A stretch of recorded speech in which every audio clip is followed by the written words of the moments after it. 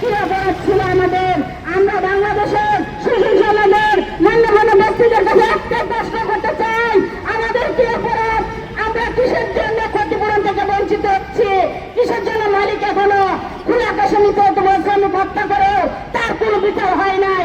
আমাদের কিছু শ্রমিক আছে যে তালিকাভুক্ত হতে পারে নাই, ঘটনাস্থলে বাড়িতে চলে গেছিল, তাদেরকে তালিকাভুক্ত করার জন্য আমি সরকারের কাছে দাবি জানাই, আমাদের এই দাবিগুলো মেনে নিয়ে আমাদেরকে বাঁচতে দেন।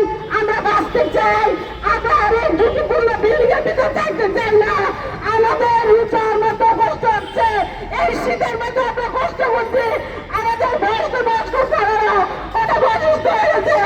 আপনারা বিল্ডিংয়ের ভিতরে থেকে দেখেন কিভাবে ঘুম হয়, আর এই ঝুঁকিপূর্ণ বিল্ডিংয়ের ভিতরে আমরা থাকতে পারেন না আপনারা বাইরে।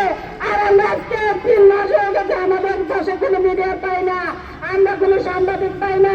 কেবল 24 তারিখে তো আপনারা সবাই যান, তাহলে 3 মাস আপনারা কিসের জন্য আপনারা দেখেন না? আজকে যদি মন্ত্রী ম্যাজিস্ট্রেট বসতো তাহলে আজকে আপনাদের ভিড় পড়ে যেত। কারণ আমাদের শ্রমিকের লাভের কোনো মূল্য নাই, আমাদের জীবনের কোনো মূল্য নাই।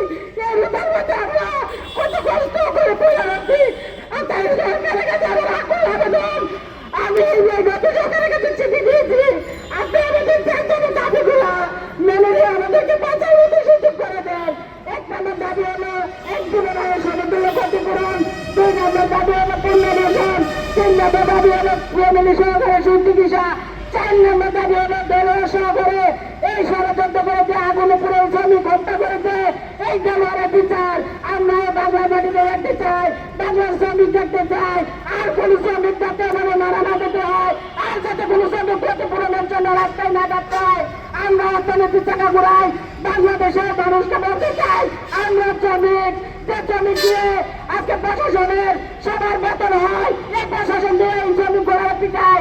আমরা দুঃখের সাথে বলতে চাই যে আজকে এই দাবিগুলো নিয়ে আমরা এই জায়গায় দাঁড়াইছি যে আগামী 20 রমজানের মধ্যে আমাদের শ্রমিকের পাওনা দানা দেবে, তাদেরকে নিরাপত্তাভাবে বাড়িতে দেওয়া হোক।